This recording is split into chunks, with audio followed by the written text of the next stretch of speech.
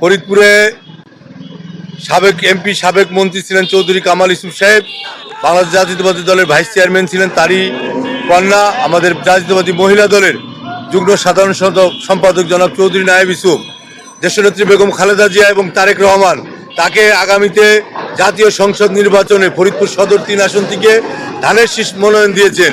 ফরিদপুরের লোকজন আগামীতে চৌধুরী নায়েব ইউসুফ এবং ধানের শীষ মার্কা ছাড়া কোনো মার্কা ইনশাল্লাহ চিনবে না। আগামীতে কোনো আওয়ামী লীগের দোসর, কোনো আওয়ামী লীগ ফ্যাসিবাদ সরকার কারোই কোনো ফরিদপুরের মানুষ স্থান দিবে না।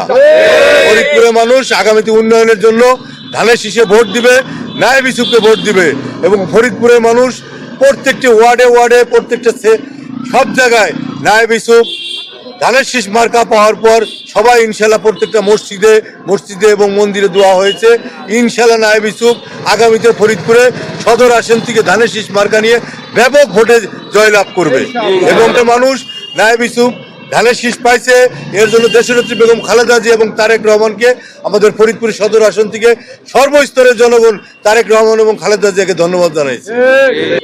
বিগত দিনে আপনি দেখছেন ফরিদপুরে চৌধুরী কামাল ইবনে ইউসুফ সাবেক মন্ত্রী, ফরিদপুরের প্রত্যেকটি মানুষ অন্ততপক্ষে তাকে সবসময় স্মরণ করে, কারণ সে একজন ভদ্রলোক, কোনো মানুষের ক্ষতি করে নাই। ফরিদপুরের প্রত্যেকটা উন্নয়নের সাথে কামাল ইউসুফের হাতের ছোঁয়া জড়িত এবং আগামীতে তারই কন্যা চৌধুরী নায়েব ইউসুফও আগামীতে ফরিদপুরের এবং সুন্দর একটি ফরিদপুর শহর করবে ইনশাল্লাহ। 9 নং ওয়ার্ডের থেকে আমরা ওয়ার্ক করলাম চৌধুরী নায়েব ইউসুফের পক্ষে। চৌধুরী নায়েব ইউসুফ ধানের শীষ প্রতীক পেয়েছে, আমরা সবাই আনন্দিত। আমরা এই আনন্দে আমরা সব এরিয়ায় ওয়ার্ক করতেছি।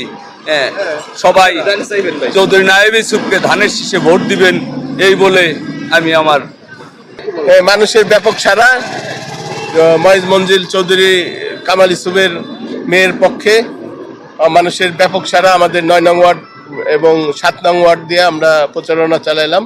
আমাদের মাঝে উপস্থিত ছিলেন মহানগর বিএনপির সেক্রেটারি মিরাজ ভাই, উপস্থিত আছেন 9 নং ওয়ার্ড বিএনপির সভাপতি বিল্টু ভাই, আছে যুবদল নেতা গাজী মনির। আমরা সকলের কাছে ব্যাপক সাড়া এবং তারা ধানের শীষে ভোট দেওয়ার জন্য উদগ্রীব হয়ে আছে।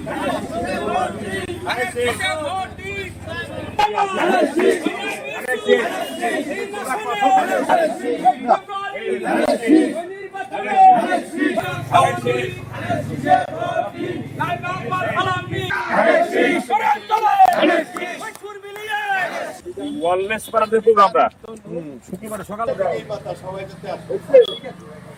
আপনারা